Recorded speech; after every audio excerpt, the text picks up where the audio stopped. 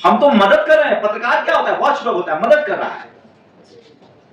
लेकिन इनको मददगार नहीं चाहिए, इनको चाहिए चापलूस। और जिसके साथ चापलूस, जो चापलूसी के दौर में जिएगा उसका अपना नाश होगा। सरकारें आती जाती रहेंगी, हम लोग को कोई लेना। हम लोग चाहते हैं कि इस देश में कभी पत्रकारिता बहुत ईमानदार नहीं रही, उस पर कभी बाद में बात होगी। लेकिन अभी जिस तरह की, ये सबसे ज्यादा इनको प्रॉब्लम है इंडिपेंडेंट जर्नलिस्ट से। ये जो सोशल मीडिया प्लेटफॉर्म से लोग जो बात करें, क्योंकि संस्थागत मीडिया में सबकी एंट्री नहीं है, खासकर ऐसे लोगों की जो मार्जिनलाइज्ड सेक्शन के हैं। उसके बाद वो लोग भी इनको करते हैं जो इनकी हमें नहीं मिला रहे हैं। ये कह रहे हैं कि भैया एक रंग में रंगना है। हम जो कहें तो आप अच्छा काम कीजिए ना, हम लोग दिखाएंगे दिन रात। गैस की दिक्कत तो हमें क्या दिक्कत है? हम लोग नाचेंगे कि भाई सरकार में तेल मिल रहा है सस्ता, गैस मिल रहा है टाइम से, युद्ध हो रहा है, लेकिन हमारे देश पर फर्क नहीं पड़ता।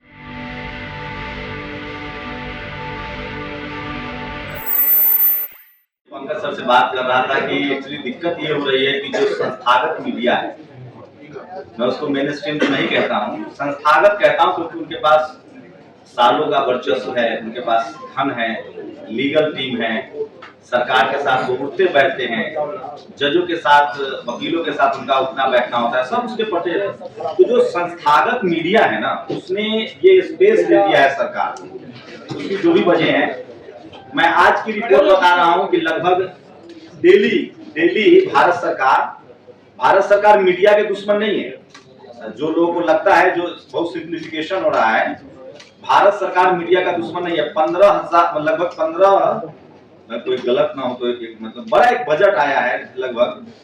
जब देखिए उसको मैं अभी जस्ट देख रहा था, मैं अभी है, बड़ा जरूरी है मुद्दा। ये देखिए आ गया, मोदी सरकार ने 11 साल में विज्ञापनों पर 5,987 करोड़ रुपए खर्च किए हैं। लगभग 1.5 करोड़, मतलब 1.5 करोड़ रुपए रोज खर्च किए। तो भारत सरकार मीडिया के खिलाफ नहीं है, तो मालामाल कर रही है मीडिया को। संस्थागत मीडिया के भी ये खिलाफ नहीं है, ये उनके खिलाफ है जो इस देश की जनता के साथ है। अब बताइए पत्रकार का क्या काम है? नीरज ने ही लिखा था एक दिन, मैं बराबर कोट करता हूं कि अगर कोई कहे कि बारिश हो रही है, कोई कहे कि बारिश नहीं हो रही है, तो पत्रकार का काम है जाके बताना कि कोई एक झूठ बोल रहा है। और ये दिक्कत सरकार को सबसे ज्यादा इस बात से है कि एक बड़ा जो संस्थागत मीडिया है, वो उनके साथ, वो उन पर सवाल नहीं पूछ रहा है। नोटबंदी में सब कुछ ठीक था, लोग नहीं मरे, लाइनें नहीं लगी थी। आप लोग बताइए, कलेजा पर हाथ रखिए। आज गैस मिल रहा है सबको, दिक्कतें नहीं है, मोटा मोटा सवाल है। आज क्या सब कुछ हरा रहा है क्या? मतलब क्या कहा जाए? लेकिन सवाल ये है कि नेशनल दस्तक जैसे जो प्लेटफॉर्म है या तो जनता लाइव है, हम लोग की तो और दोहरी तकलीफ है। एक तो हम लोग पास संस्थागत ढांचा नहीं है, और उसमें भी सोचिए, ऐसा नहीं है कि सरकार के खिलाफ वाले भी लोग पत्रकार बहुत हैं। उन पर भी दिक्कत ये है कि उनको लगता है कि उनका जो नैरेटिव है, जो इलेक्शन नैरेटिव है, पॉलिटिकल नैरेटिव है, हम लोग लगातार बात कर रहे हैं कि जो वीकर सेक्शन के लोग हैं, दलित हैं, पिछड़े हैं, किसान हैं, आदिवासी हैं, अल्पसंख्यक हैं, वो धार्मिक हिंसा में शामिल ना हो, कम्युनल राइट्स में। क्या ये गलत है बोलना?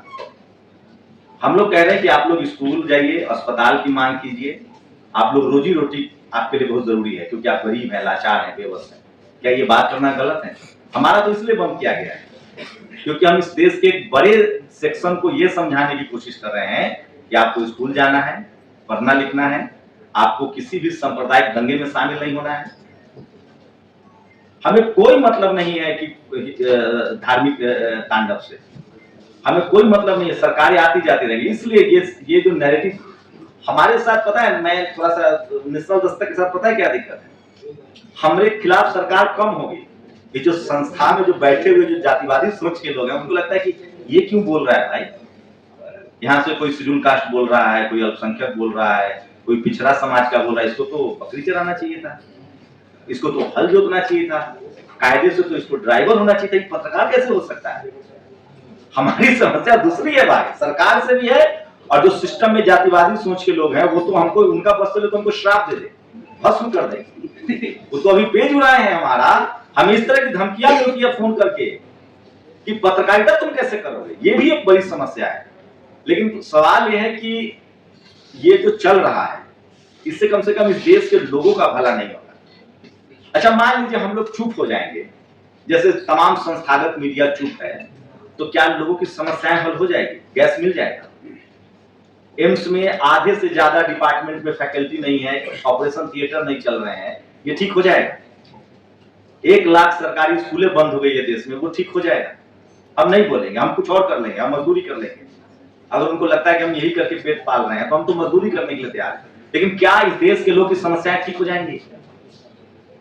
क्या लोगों की जो समस्याएं हैं, गरीबी है, लाचार, हम लोग तो सरकार का आंख और कान बनने की कोशिश कर रहे हैं कि एक हमारे प्रधानमंत्री पूरा 150 करोड़ को तो एक इंडिविजुअल नहीं देख सकते हैं, ऐसे भी उनके पास बहुत काम है, चुनाव प्रचार सबसे ज्यादा करना रहता है। तो हम तो उनके आंख कान है कि सर आपके इस राज्य में ये प्रॉब्लम है, इस राज्य में खाने की समस्या है, गैस की समस्या हो रही है, हम तो मदद कर रहे हैं। पत्रकार क्या होता है? वॉचडॉग होता है, मदद कर रहा है। लेकिन इनको मददगार नहीं चाहिए, इनको चाहिए चापलूस, और जिसके साथ चापलूस, जो चापलूसी के दौर में जिएगा उसका अपना नाश होगा। सरकारें आती जाती रहेंगी, हम लोग को कोई लेना। हम लोग चाहते हैं कि इस देश में कभी पत्रकारिता बहुत ईमानदार नहीं रही, उस पर कभी बाद में बात होगी, लेकिन अभी जिस तरह की ये सबसे ज्यादा इनको प्रॉब्लम है इंडिपेंडेंट जर्नलिस्ट से। ये जो सोशल मीडिया प्लेटफॉर्म से लोग जो बात करें, क्योंकि संस्थागत मीडिया में सबकी एंट्री नहीं है, खासकर ऐसे लोगों की जो मार्जिनलाइज सेक्शन के हैं, उसके बाद वो लोग भी इनको करते हैं जो इनकी हमें यहाँ नहीं मिला रहे हैं। ये कह रहे हैं कि भैया एक रंग में रहना है, हम जो कहें तो आप अच्छा काम कीजिए ना, हम लोग दिखाएंगे दिन रात। गैस की दिक्कत तो हमें क्या दिक्कत है?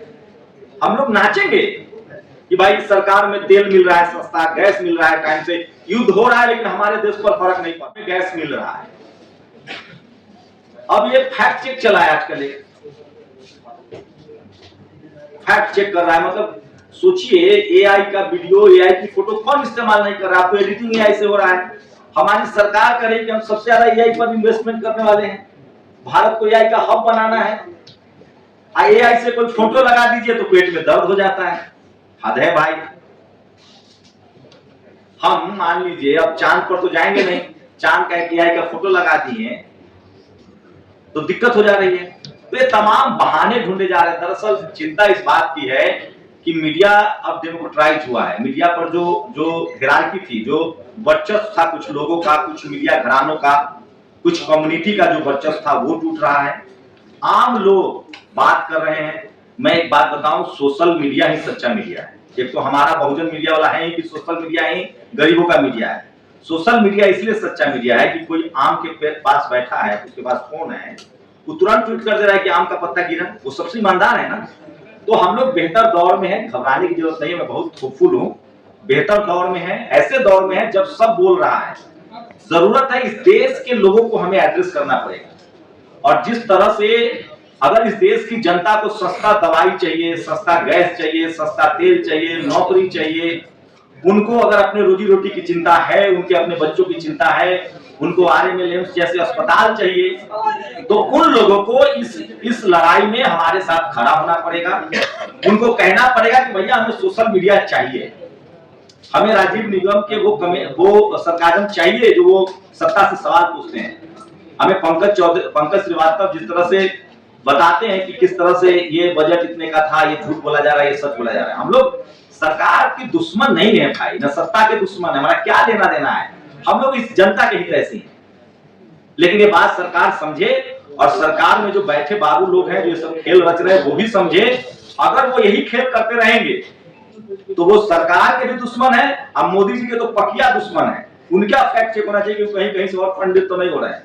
तो सोशल मीडिया पर जो लोग भी कंट्रोल करने की कोशिश कर रहे हैं वो सरकार के पैरों पर कुल्हाड़ी मरवाने का काम कर रहे हैं, क्योंकि सोशल मीडिया सच्चा मीडिया है, सोशल मीडिया आम लोग की मीडिया है, और मोबाइल से आप छुटकारा नहीं पा सकते हैं। सरकार को बात समझना पड़ेगा, और तमाम वैसे पत्रकार जो जनता के सवाल उठा रहे हैं, जनता के सरोकार का सवाल उठा रहे हैं, जनता को उसके साथ खड़ा होना पड़ेगा। हम लोग यही गुजारिश कर रहे हैं। बाकी हम लोग बाय चॉइस पत्रकार हैं, वो भूल जाए कि हम इस काम को रोकेंगे। हम जनता के पक्ष में, संविधान के लिए, डेमोक्रेसी के पक्ष में अपनी बात रखते रहेंगे। माध्यम बदल सकता है, कल सब जगह से बैन कर देंगे तो सड़क पर जाकर बोलेंगे, लेकिन बोलेंगे जरूर। शुक्रिया।